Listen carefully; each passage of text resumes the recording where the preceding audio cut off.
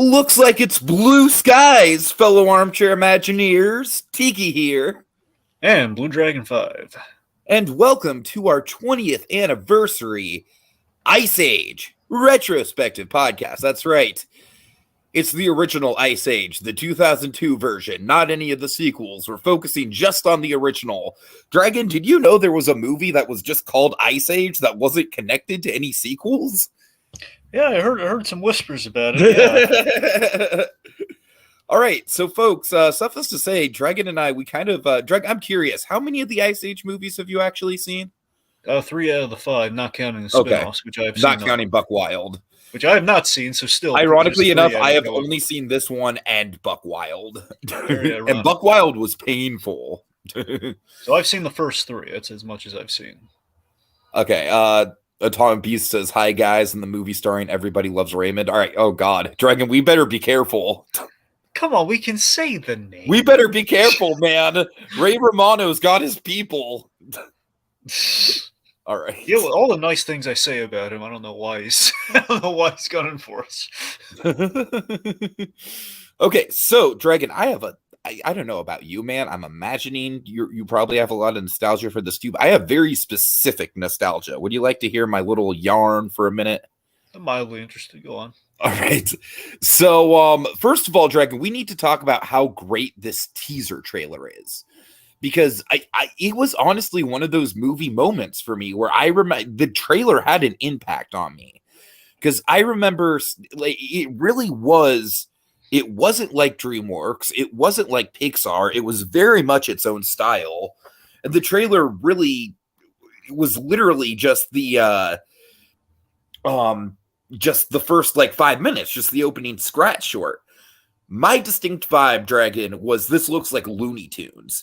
It was the first time that animation on screen and slapstick and comedy came across so fluidly and so vividly.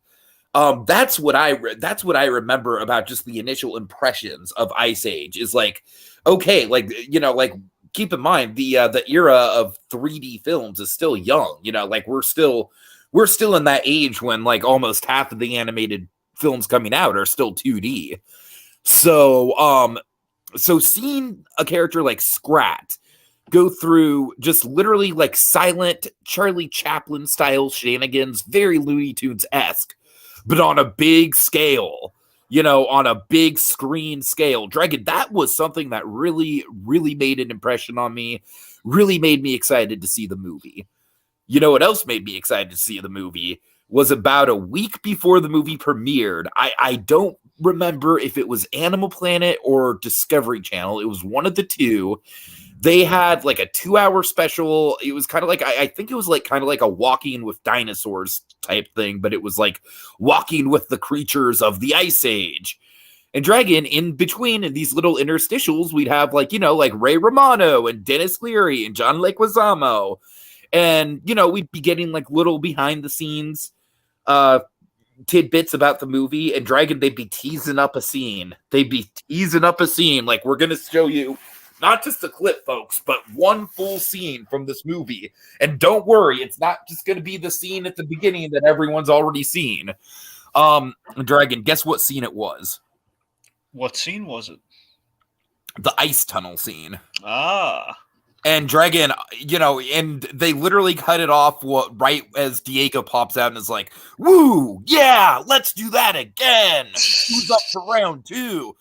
Dragon, as a kid, my head basically exploded. I was like, "Oh my god, I have to see this movie." Because I was already excited for it, Dragon. But that whole 2-hour, like, build up to this scene, and then the scene... I'd say it's safe to say that that ice tunnel scene is probably the most impressive sequence in the whole film, just from an animation level.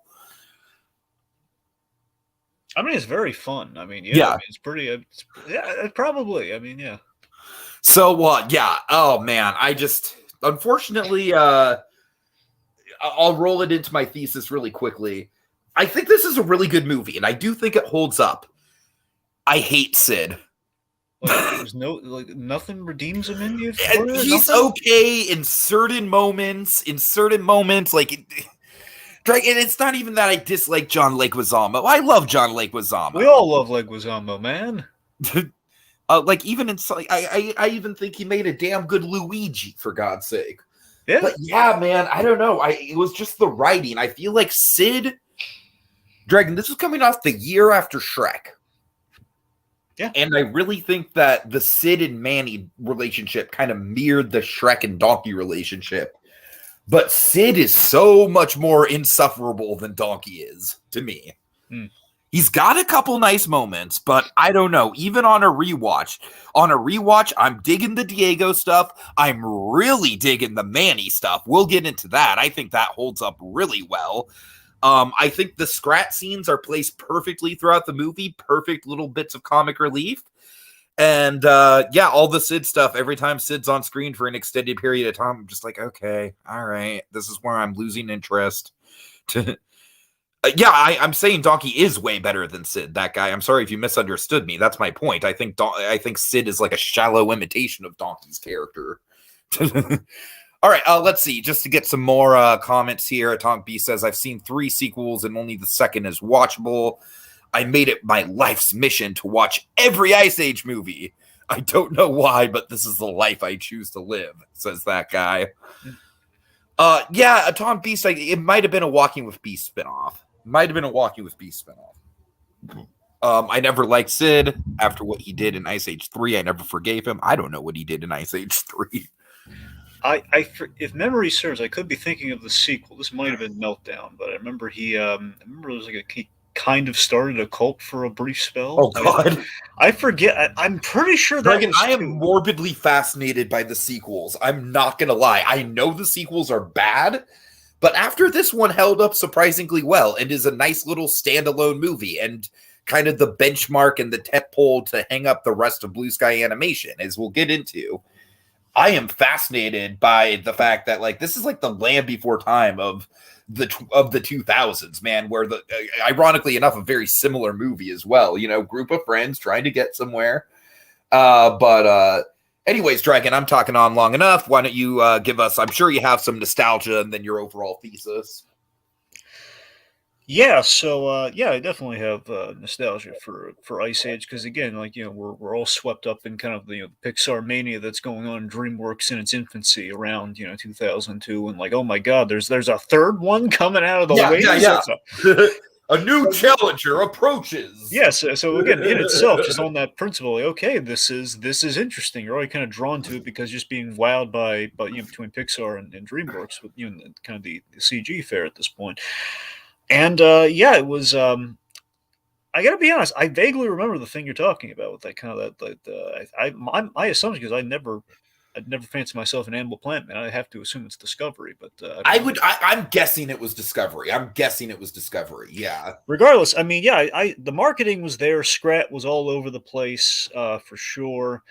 Yeah, I was very, I was very looped into it. I was very kind of sucked in. I forget if Dairy Queen had a Blizzard thing for this one too. It would make sense. I mean, that'd be really appropriate. I'm pretty sure. I know they had like some sort of like ice cream tie. I know they had Cold Stone. I don't know if they also. I assume if they had Cold Stone, they did not have Dairy Queen. I don't know how it works. Don't ask me. But the point being, of course, again, this was kind of my introduction to a few of these actors. I mean, I forget if I had really gotten into Everybody Loves Raymond at this point or not. So it was might have been my first foray into Romano. I know that my parents were watching Everybody Loves Raymond, and I knew who Ray Romano was, but I wouldn't really call myself a fan.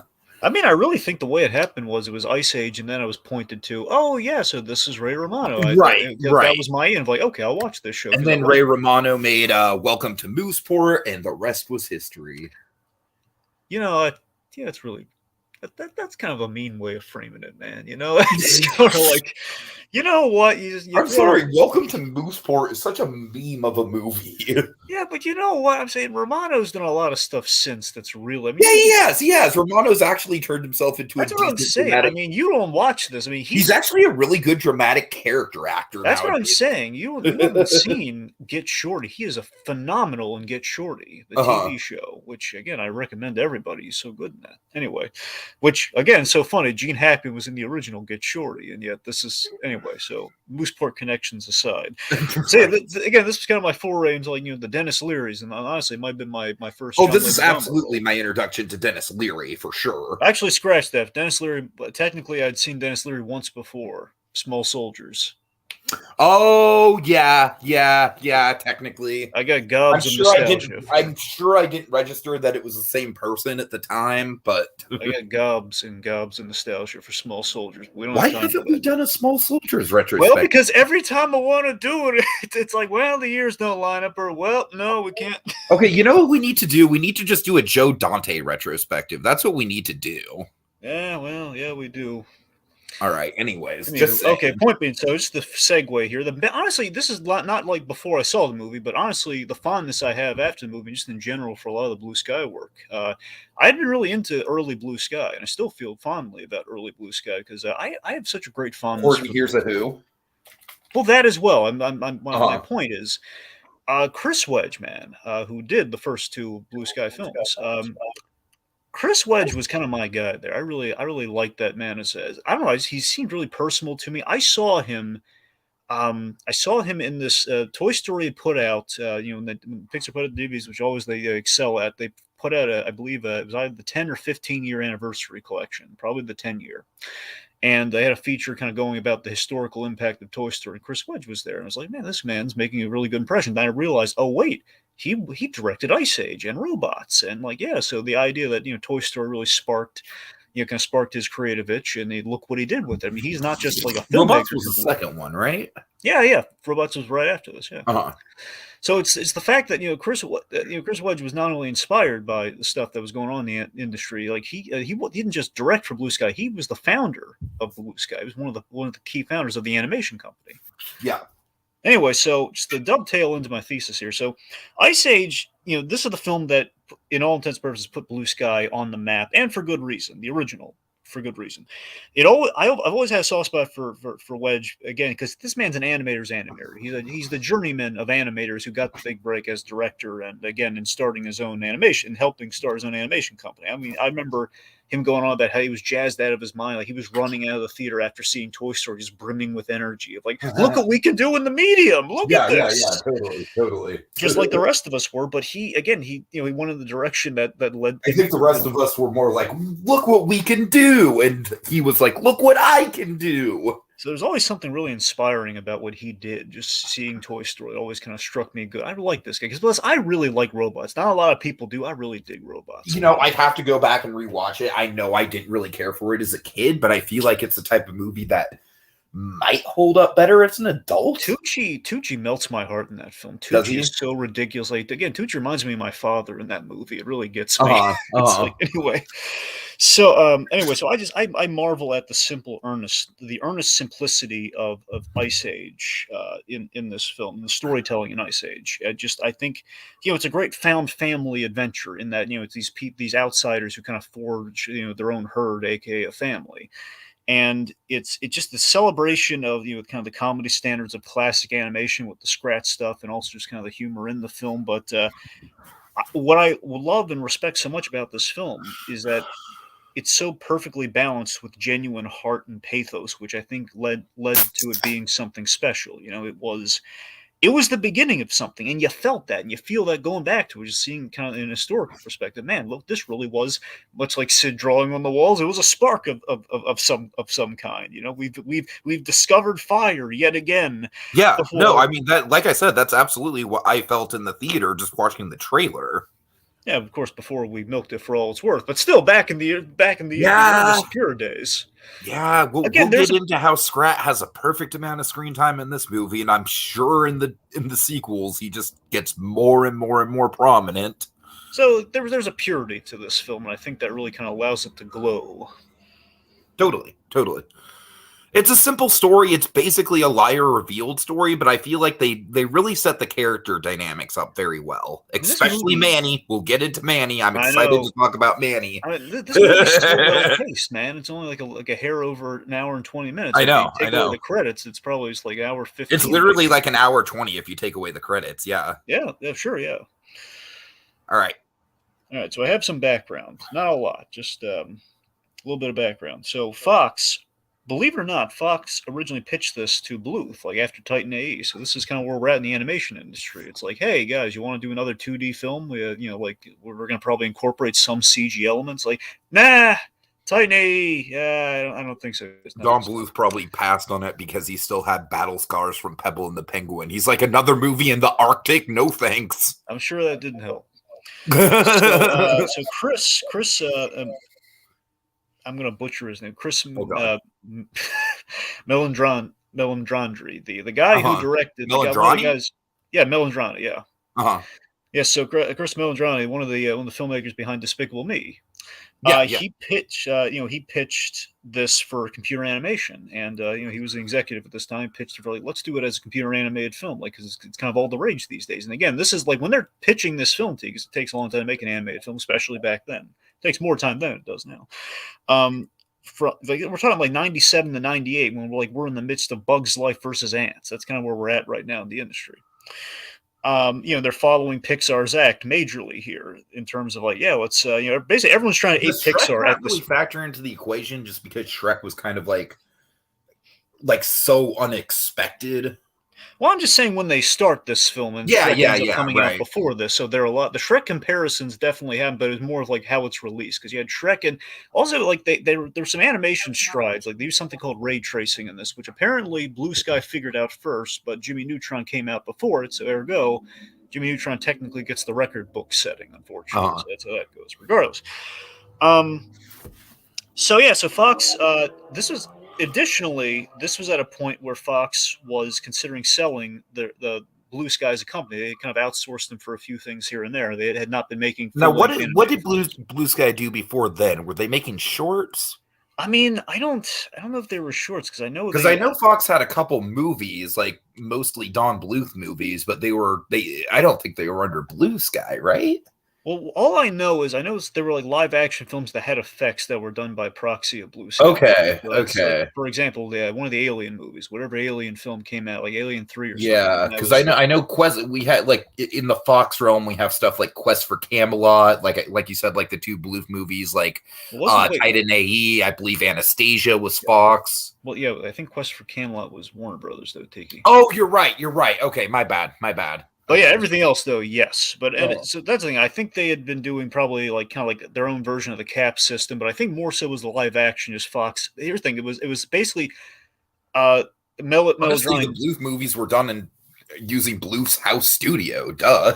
Yeah. The Don Bluth animation studio. My point is, Melodrani kind of recommended like, hey, he was a guy looking into like let's go, let's loop in the animation division and kind of bring in Blue Sky, which we had not been using it as our animation division up to this point. I think is what happened there. So the point they were considering selling Blue Sky because it's like, we're not really getting a whole lot of use out of it. And it's like, okay, let's give them a chance. Let's see if we can do a computer animated film to compete with the competition, do our own thing. Perhaps they know Shrek's in the works. Who knows?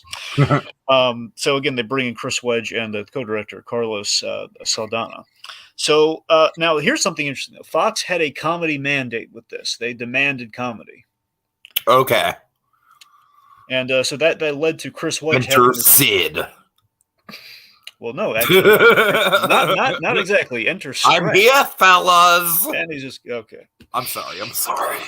Go ahead. Not Enter Sid. Enter Scrat. Actually. Oh, okay. Well, that's the effective comedy. All right. So that's it. So Wedge had kind of a grounding principle, knowing that they want it to be a comedy. We might be more inclined to tell the dramatic story as it shines later in the film, and we'll get to. So basically, the logic, and I'm sure you appreciated this.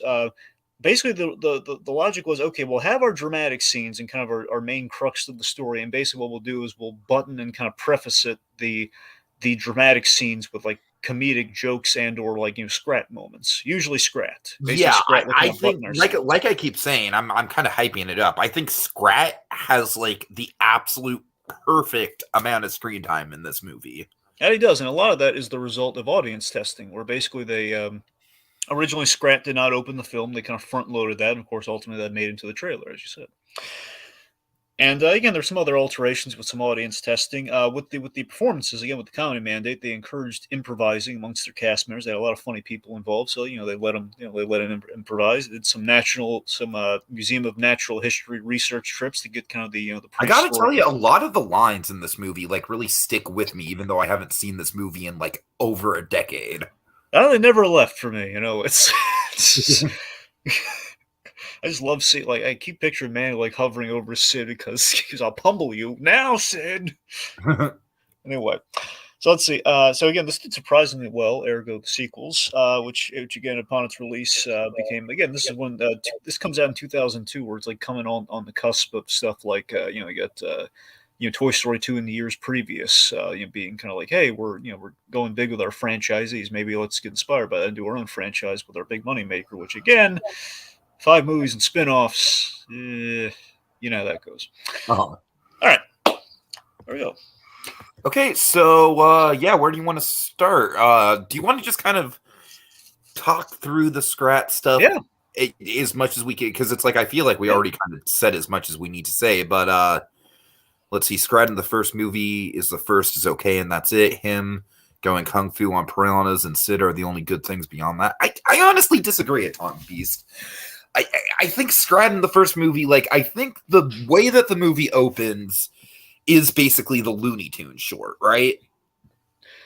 I mean, let me put it this way: in the third movie, and again, I can only speak to the first 3 movies. The third movie, I think they milked Scrat a little too much, in which the second one I think has like the piranha gag, which is funny, and I agree with the Tom Beast. But it's like you go into have like a female Scrat who's like stealing his nut, and it's like, yeah, it's a little much. But yeah, in this, I mean, I don't think Scrat is like a masterpiece of the character, but I do think he serves his purpose really well in this movie, like you were saying, of kind of like, like just when we forget about him, just when we're thinking, where's Scrat?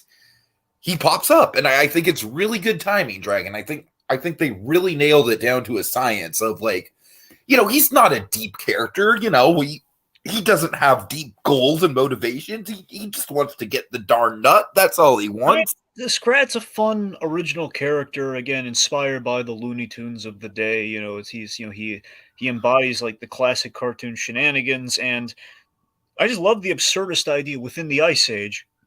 Essentially, he's a squirrel. Essentially, he's a squirrel storing nuts for the winter during the Ice Age, which is such a futile effort. It's just really the idea is like he's waited too long. The winter's here. It's already coming. Right. So just as a concept, that just endlessly is just really funny if you think about it. And originally, I don't know if you knew about this. Originally, Scrat was supposed to die in the opening.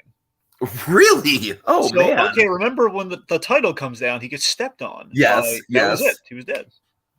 That's crazy. You were never supposed to see him again, but again, they tested that scene. It went through the roof, and they realized, well, we need to get comedy that can buffer our scene. So let's, he'll be our secret comedy weapon. This movie does have a surprisingly high body count.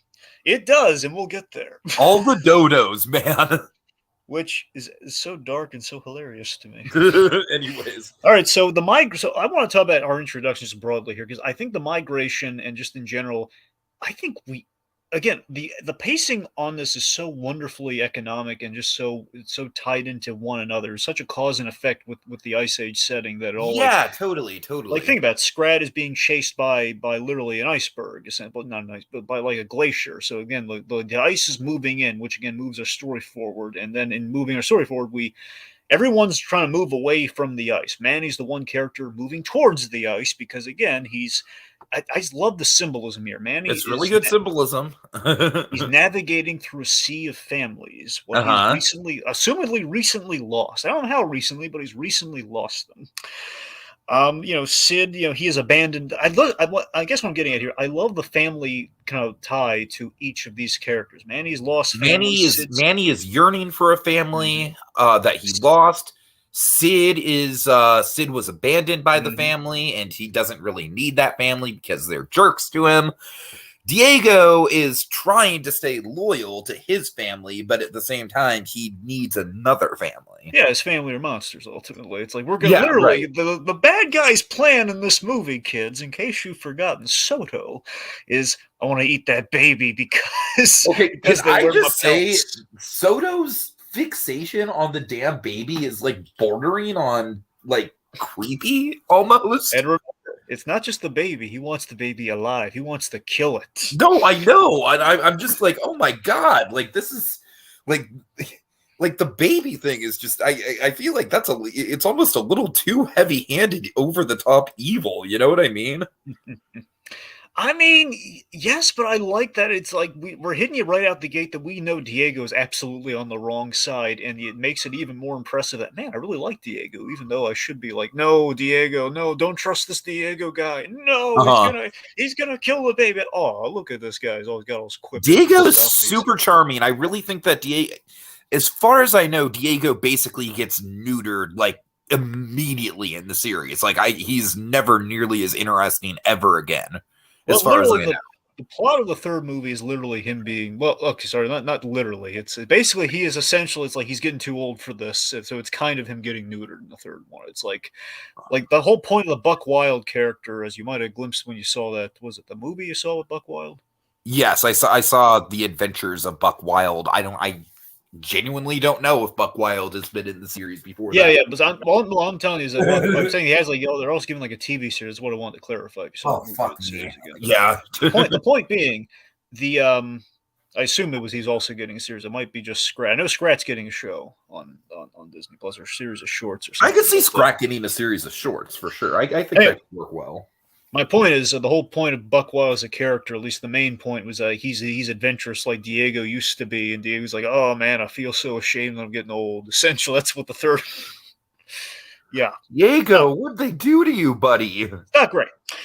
Point being, I mean, it's, let me put this way, compared to where he is super multidimensional. Like, it's honestly one of the better liar revealed stories that we see in animation, I think. Certainly. So in general, with our character introductions here, it's the domino effect is well represented. I will say this though, I like Sid, but I think on the rewatch particularly, he kind of grows on you. I will say this though, every time I rewatch Ice Age, the one thing I really don't like is every time I'm thinking, no, it's just going to be mud. And we're like, nope, definitely not mud. Mm-hmm. The poo joke at the top. Like this way, the poo joke later, like you're the poop checker, that whole thing, that's funny. Okay, the whole fake out is funny.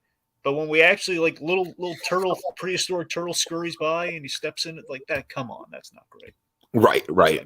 What is funny is him ticking off the rhinos. That is funny, though. Carl and Frank. We're just trying to have, like, a nice salad before they migrate. Just Sid ruins it, and they want to kill them. Not eat them, because, they're not carnivores. They just want to kill them. That's funny. But, yeah, Leguizamo was bringing the improv. Romano, again... Like the greats, like the Bob Odenkirks of the world, we're kind of learning more and more. The comedy actors can do the best drama. So I need to emphasize this with Manny. I think his eyes are incredible. Yes. Like, genuinely, I think it's between him and Sully as far as, like, who has had the most expressive eyes in CG animation up till that point. Well, I think Sully's going to win that, but you're right though. They're in the top three. Yeah, I'm saying he's in the competition. I think. Oh, for sure. I think with Sully, the thing is, we remember that last shot, man. That last shot sticks in our head. But yeah. But yeah, I mean, just every moment where the camera just fixates on Manny's eyes, it's just really striking. There's just something about it. For sure. And you know what's funny? Ray Romano had an observation, just funny. It reminds me of this gag that Tim Allen said once, too. It's kind of like a thing with these, again, I just love this principle. Again, get the comedy actors to do your dramas, folks. It's going to go like gangbusters. I want Tim Allen to do more drama because he's so darn good at it. But it's that, like, think about the dramatic scenes. Tim Allen for the next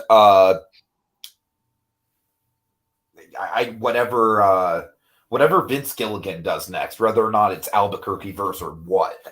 That would I'd be so down for that. Right? It'll never happen because it's too good an idea, but it'd be great. My point. Okay, sorry. My point is, like Tim Allen, like in the first Toy Story, he would mention, like, the big low of lows moment in Toy Story where Buzz has realized he's a toy and he's just kind of like sitting there and Woody's like giving him the pep talk. But he mentions that Buzz's best acting is when he's not saying anything, and Ray Romano's version of this realization is, it's funny? I'm going to get all the credit for this. Which, I mean, it's true though. Again, all that acting is wonderfully conveyed through the eyes. Again, sadly, not directly the result of Romano, but again, he teed it up though. He teed it up. It was important. It had layers. So Dennis Leary, though, again, he brought it performance-wise because again, what I love about Diego compared to the rest of his pack here is that he's all finesse versus ferocity. You know, that's the thing. He's all about the finesse, which makes he's clever, which which overrides the trustworthiness. Where that Manny cannot trust this guy. He knows he can't trust this guy, but he can't defeat his logic. And that Diego is right in that. Well, no, we have to play it his way, even though we don't want to, because he's right, because he's smart. But I'm not trusting him alone with this baby because this guy has an angle. I can't pin down what it is. So yeah, I mean, I just love that he is in opposition against Manny for the majority of the film. We, the audience, know his plan, which again makes it all the more interesting. So again, we're liking him despite that he's planning to be an accessory to infants. Totally. It's really a balancing act for the character. It's like the character doesn't. I would say the cave painting moment is where the character like really comes around, right? I mean, well, it's more so like when the kid's walking in the lava save. But yeah, I mean, you're right though. It's building there. Yeah, like honestly, when they're around the campfire, I mean, that's the cool thing is that it's kind of like a very gradual thing. I don't really think there's one big moment. Yeah, you're right though. It's about a lot of little moments that add up, and like for example, like the bond between him. I love the arc between him and Sid, where like initially it's like the threat of like I'm gonna eat you, sloth, when the mammoth's not around. To he helps him out of that jam with the rhinos where he pretends Sid forces him to like put him in his teeth. It's like Manny! which still is a really good gig. And the whole like I don't eat junk food. So again, it's kind of to the point ultimately where he's like giving him noogies, like I'm just kidding you, knucklehead. It's like adorable. Uh-huh. All right, so speed up Diego's pack, just to kind of shout him out real quick. A couple of the I don't know if you noticed, Jack Black and Diedrich Bader amongst the pack. I did notice Jack Black, yeah. Yeah. Very small role. This was like before Jack Black blew up, which is interesting. Quite possibly might have been his first voice role. Quite possibly. So we should talk about. So there are two huge MVP scenes. There are a couple of good contenders, but there are two major MVP scenes of the entire film, like the two scenes of the film. Now, obviously, we know what the real big one is, but the other one, death of the mother. Yeah, man, that struck me on a rewatch just how powerful it was. And again, it's the first big moment with Manny's eyes. This is the scene that always got me in the movie. I mean, just when I saw it, I was so enraptured by this moment when it happened. Like it holds up so identically to when I saw it the first time in theaters. Every time I watch this, like it's such a powerful and also silent moment. I love that not a word is said during this. We don't have because you were thinking as a kid, like Ice Age sequels, right? But you see my point though. It's the fact that it's like as a kid you're thinking, oh, are the animals going to talk to the humans? Because it's always the first thought in your head. Because again, it's the question of where are we drawing the lines here. Is it like we're playing by how realistic are we going with the world? And we're going realistic here, where it's not even that they would talk. It's like we don't need them to talk. Yeah, and it's just it's great animation and pathos of the mother. You see a mother fearing, like she's taking the brunt of the waterfall. She doesn't have the energy in her. She knows she's not going to be able to take care of her child, and she's fearing for his well-being. And then just now, like one little bit, Manny grabbing him with the trunk. She again, Tiki, you're right about the eye animation, just like the little eye contact between the two of them. Like she finds comfort in her dying moments. And like Manny can't explain it either. He just kind of senses like a kinship with her. Because again, he's seen it probably in his own wife, I'd imagine. She just knows the baby's going to be okay. Love it. Yeah, totally. Like you said, just powerful. Totally silent, and this is very early CG animation as far as feature length goes. By the way, the biggest feather in their cap, this movie animation-wise, the water in this scene looks incredible for 2002. Absolutely, the water, yes, and with the ice tunnel as well, that really struck me just how reflective all that ice looked. The textures of it, I mean, that holds up well. Like that looks like it could have been from a movie that came out like this, like in the last 5 years or so. Agreed. Also, always the haunting bit this is the reason the scene always stuck with me. I think, especially as a kid, was that they turn back to look at her and she's gone. Mm-hmm, mm-hmm. Right. So Big Feather in Sid's cap character-wise. This is the reason I can't really discount Sid, Tiki, is that when you look back on this film, Sid, to his credit, he's the one who insists on returning the kid to his tribe. So Sid's the reason for the mission, because like Manny's trying to repress like the whole like, oh no, like like hunters killed my family. I don't want to bring this kid. I don't want anything to do with them. I know I had a moment with the mother, but I can't do this. And Sid's like, no, we gotta take the kid back to his tribe, and he's gonna do it single handedly. I mean, he has good morals, sure. That doesn't mean he's not annoying. Yeah. Okay, what specifically annoys you about him, Tiki? The voice, the fact that pretty much literally all the potty humor comes from him. I don't know, like just a lot of stuff, man. Just he really does kind of drag down the movie for me.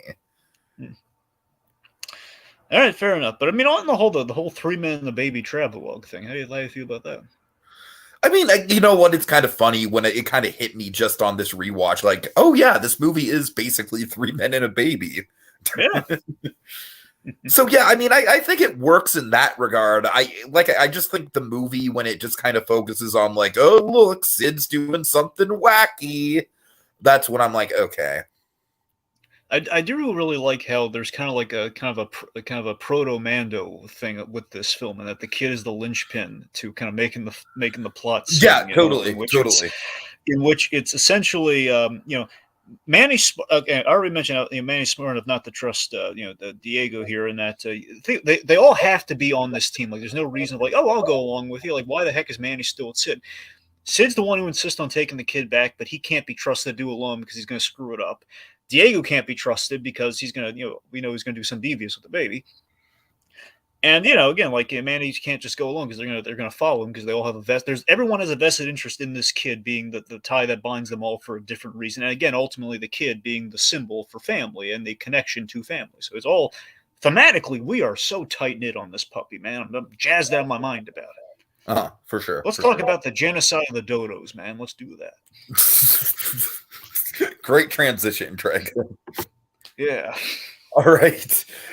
Yeah, the genocide of the Dodos. Jesus Christ. As a kid, it did not hit me at all just how dark this scene is. I think it's like we literally wipe out a species, Dragon. I think there was like talk of them doing this as a song at one point, which they smartly said, no, we're not going to do that. Yeah, so this is inspired by the Y2K panic. Really? With the survivalist preppers, and of course, it's the hilarious gag. These dodos, they thought 3 melons would sustain them for like millions of years. Right. So it gets a lot of fun keep away with the melons, and obviously they gotta admit this was Sid's shining moment though with the football hero thing. Come on, this is a fun sequence. It's probably his best moment. I'll give you that. Sure. All right. So also, again, you're absolutely right. The bloodthirsty, dark, yet hysterical extinction of the Dodos is the fact that we just kill them off all throughout. The things are falling off cliffs. They're falling in the giant, like, geyser thing. And, look, I think just because of how slapstick it was, as a kid, I didn't realize they were actually dying.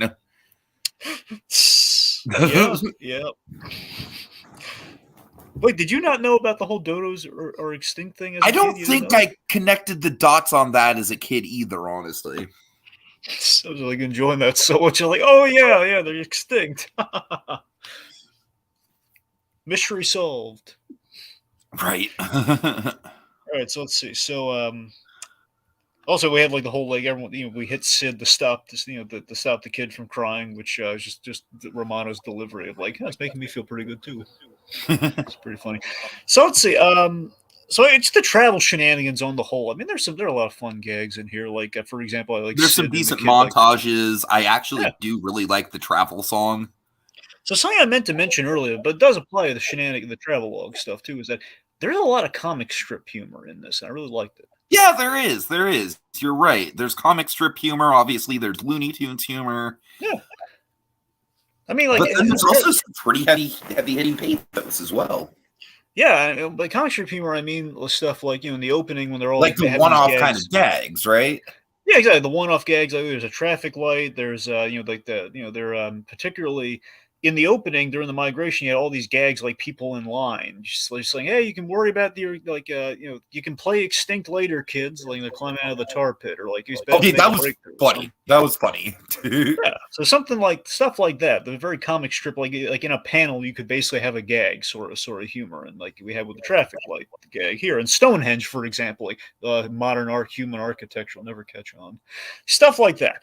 But we also have gags like Sid and the kid poking each other, and just Manny's like any road trip, like I don't care, start it, I'll finish it. Uh-huh. Let's see. So again, the cave. So the cave also gives us some fun gags too. Like I think the greatest kind of comic strip gag is the evolution of Sid, like frozen in ice, like all the different sloths, like of evolving, and him just kind of striking the pose at the end. Yeah, totally. Got some broad ones like the spaceship. But anyway, so we should talk about. So we're in the cave. We're in the ice cave. We have the big MVP scene of the film, the cave painting flashback to what happened to Manny's family. Uh-huh.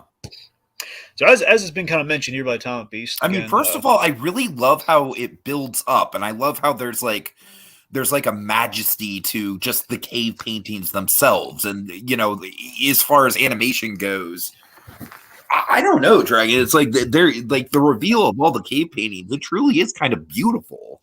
It was such an artfully done sequence. Yeah, I love that. And it feels like if you listen, you can kind of hear a little bit of like Romano just kind of echoed in like underlaid between like the elephant kind of trunk sounds. If you really listen to it, so it kind of adds like on the rewatch, adds a little even extra kind of painful. Yeah, totally. Like, oh god, you can kind of hear a little bit of Manny's like going no or something like that. Yeah, you can absolutely. But seriously, just this, it's a brilliant and effective way of revealing. Without a lick of dialogue, which is so impressive. That's what I'm saying to you. There's such old school, like this is what I love about Chris Wedge, man. He conveys so much in the storytelling with bits like this, where it's old school storytelling. This is the kind of stuff that gets you a Pixar animation studio, man. This is what gives a man a blue sky in this case. Uh-huh. I just love that, it's like we see why he wants nothing to do with man. We see that he had a wife and child. And just the acting on Manny in this scene and him bumping into the kid's hands, it just emotionally guts an audience. Just guts them from head to toe. And we've been seeing them bond little by little along the way, reluctantly. Is like, man, he's like, oh yeah, you're gonna grow up to be like, we're acknowledging that the chances are slim this kid's not gonna grow up to be something that hunts him, like ultimately at the end of the day, which again is where that divide is. It's like, oh yeah, a little fleshy, little patch of fur up top. What are you going to do? How are you going to? What makes you so dangerous? And he hugs the trunk. It melts him. So the bond's great, and how we get there, and then we have the campfire scene where the kid learns to walk, and who does he crawl to? He crawls to Diego. Yeah. You know what that scene kind of reminds me of, Dragon? What? Oh, Grumpy, you do care. A little bit. Yep. And also before they had the whole peekaboo thing. Where's the baby? Where's the baby? You know what's funny about the peekaboo thing is that the movie The Witch has a very dark variation of the peekaboo thing. I mean, the funny thing about the peekaboo thing to me, and I thought this is kind of sweet when you look back on Diego in his golden years. Mm-hmm. Was every time, like I remember, like the Kids' Choice Awards or something, or in the marketing, like anytime you'd see clips of Ice Age, and they introduce, and here you have Manny, and here's Sid, and here's Diego. When you went to Diego, he's doing the thing at the end where he does like the little kind of like he's doing like the cool sly way, just like the callback to Peekaboo with the one hand, like yeah, it's me. So it's like it's such a classy way of saying yeah, like, and again, but forgetting the full context of that little bit, because I always remember that bit. I forget. Oh, it's a callback to the peekaboo thing and him waving to the kid. That's adorable. That's a really great payoff. Uh-huh.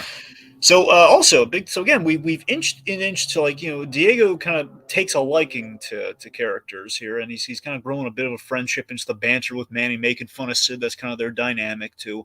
He's bonding with the kid that he knows he's going to inevitably have to betray. But the big thing was the lava scene where, like, why did you save me? You didn't have to do that. We're a herd. You do that in a herd. And again, that was the breaking point for him. Where, okay, I got to do the right thing. I can't lead into a trap. I got to stop him before we're halfway there. We got to come up with a plan. Sure. Yeah. All right. Really quick. That guy says, do you guys think the Ice Age universe has its own version of Batman that is hunting the Manny Gang for their crimes against the Dodos.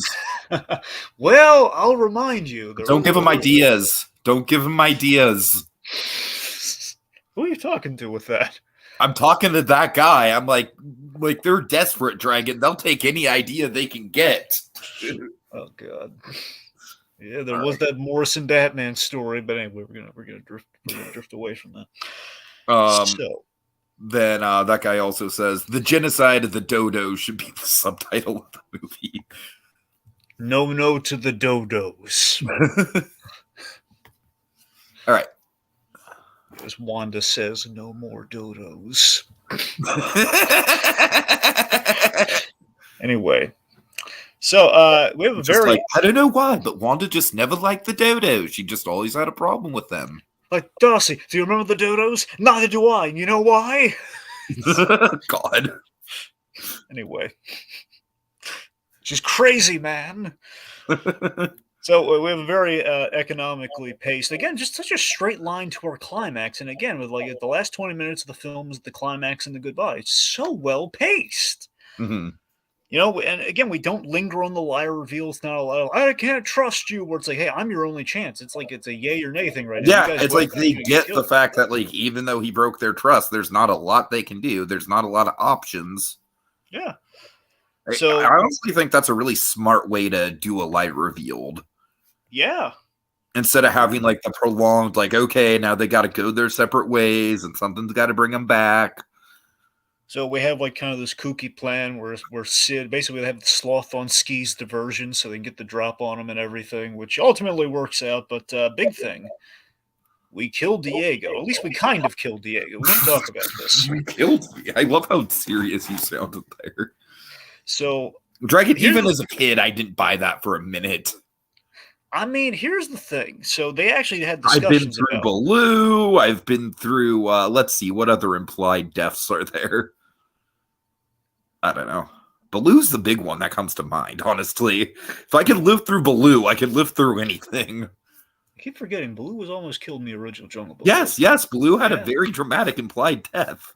Yeah. Well, what? I'm trying to remember, how was he almost killed? Was it like? I'm pretty sure it was just like Shere Khan, like gave him a big scratch on the chest or something. Right. Okay. Anywho, yeah, so this thing, there were a lot of discussions about this because, again, the way that scene plays out is a death scene, unequivocally. I mean, that's the thing. It really was like, that is like, they literally killed Diego, then they brought him back in the later scene, though. And, you know, here's the thing. From what I hear, I think he did like a talk show circuit. One of the talk show circuit, he mentioned this, that the kids, like he knew the kiddies would not stand for it. He knew, like, it was going to, like, he would have died if it didn't make the kiddies sad, essentially, where it's like, because again, like he is impaled, and we don't really have medical care in the Ice Age, so I'm pretty sure he's gonna die. And like, yeah, I mean, I think it's kind of BS that he survives, honestly. And again, we play that death scene very, very strongly. It's an effective sacrifice, and again, it would redeem him for the lie reveal and everything. I mean, honestly, what it feels like is it's sort of like it would have killed the franchise if we let Diego die. But I mean, how do you feel about it? Do you think he should have died? I don't necessarily agree that it would have killed the franchise, honestly, because as we kind of already mentioned, I think Diego just gets so neutered in the sequels anyways. I don't really think we would lose a lot from the sequels by not having him there. Well, I'm saying, yeah. But to tell you the truth, I don't really think there's a lot that you can do with Diego beyond this movie. I feel like his whole arc was in this movie. I wonder ultimately it was like a franchisability kind of call with Diego. It's got to be because, you know, it's like it's the group, you know, it'd literally be like, of course, it's different because they're literally children in the Land Before Time, but it'd be like killing off one of the Land Before Time main four. You know what I mean? Right. But yeah, I mean, it does make you think. And again, I'm just calling like how the heck. It's always like the matter of like looking back on it. I completely forgot like how exactly we did kill. I thought it was like he got hit, but no, he literally got impaled. But there was some odd censorship stuff, which clearly has to be the case because we can't have these animal characters bleed, at least especially in 2002. So we get stabbed. I love how we kill Soto though. That was great. That was really well staged. How we set up earlier in the avalanche scene that the icicles above could kill you. And you know, we hit Soto against the thing after he stabs Diego, and he gets impaled by icicles off screen. That was great. Anyway, but yeah, it's I don't know. It was definitely the audience saved the kitty. They kind of put it with that guy saying in the comments, "The kitties wouldn't let the kitty die," which is kind of the danger of anthropomorphic animal characters, or at least animal characters more accurately. You can't really kill them and have the kids be okay with that.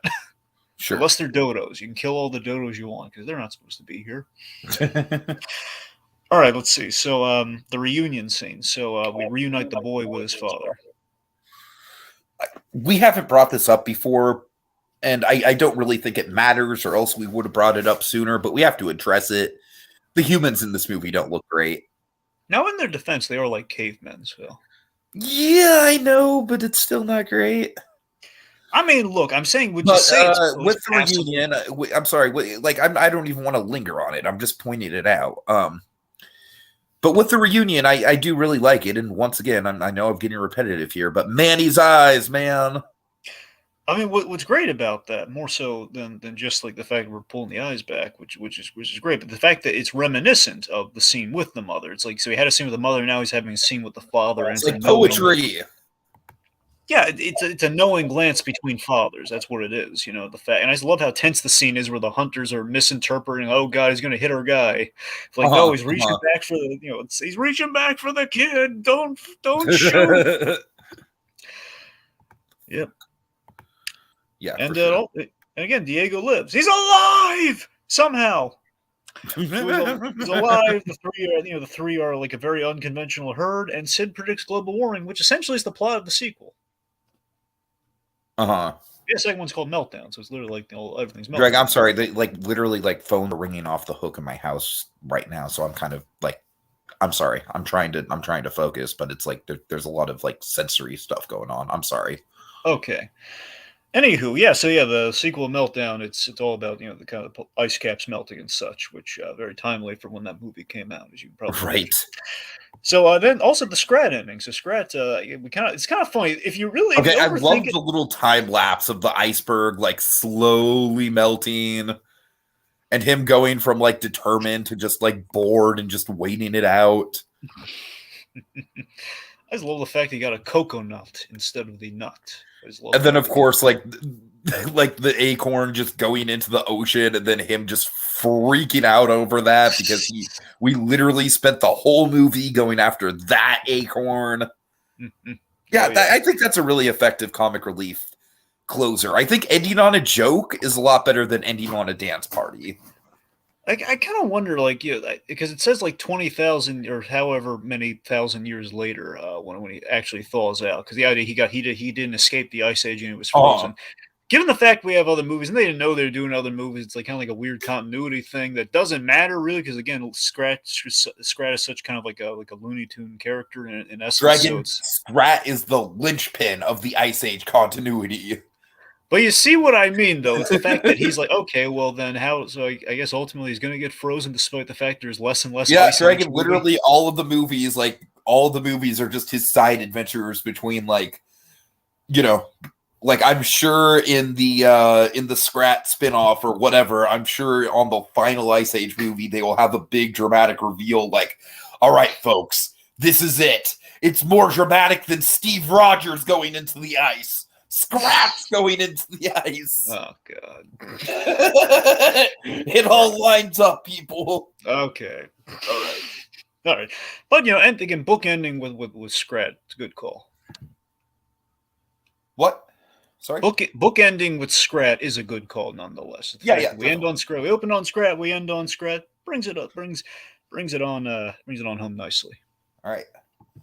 And I'm not gonna lie, I am morbidly curious to watch those sequels. I know they're not good, but I'm just curious, just how quickly does this franchise just plummet? Well, let me just give you my analysis, the broad spectrum of the three films that I've seen. Obviously, first one, best. It's great. The sequel's good. The sequel's good. It's not like Shrek 2 levels of good, obviously, but it's good. Then the third one is basically it's sort of like the buy of okay, you did a good job on the first two. I'll give you, if you end it here, we'll call it a break. We'll call it a push. It's like they didn't. That's the thing, because literally the third film is it should be the end of the story because Manny has a child, and it kind of brings back so he's regained the family that he's that's lost. literally like literally all the character arcs coming full circle. Yeah, and that's the thing. And yes, we kind of pushed the limits of what we can do with Diego. Now we told really the main Diego story, and it's like, look, Buck Wild was basically that was like we introduced it was our jumping the shark moment. Is it, then fine, you had your jump the shark moment, but we don't have to jump the shark continuously. But then we kept doing it for 2 movies plus, where it's just like, it just keeps, now the daughter's a teenager, and now this is happening. Oh God, I do remember thinking Queen Latifah as Manny's love interest was solid casting. That's the thing. That's the sequel. That's the second one. Yeah, pretty good. Yeah. That's what I'm saying. Ultimately, I'll admit there's a ridiculous element to the second movie and what they do with Queen Latifah, but it wins you over. All right. At least in my estimation. It's been a while since I've gone back to Meltdown, so I can't fully weigh in. It has a good. I'll tell you one thing. It has a good climax. Nice. All right. Let's see. That guy says, I said at the start, but 2 and 3 are okay. The rest are as bad as you think. 3 was the last one that actually had anything worth watching. And then he also says, honestly, this shows my slightly darker sense of humor, but I kind of find the running gag with the Dodos just being killed off funnier than Scrat. Yeah, I do think the Dodos are just objectively the funniest thing in the movie if you look at it from like an adult sense of humor point of view. Yep. Like I feel like kids aren't gonna really get the Dodos thing as much, but once you know the joke and you know how dark it is, then yeah, it is really funny. Well, there goes the last of our females. right. All right, so I think that's it, Dragon. Big thanks to that guy in Atomic Beast for joining us, and happy 20 years, Ice Age. My God, I was in freaking like 5th grade when this movie came out. Where does the time go? We defrosted I'm the getting movie. old. We defrosted the movie. We're all warm and fuzzy. It's icy goodness.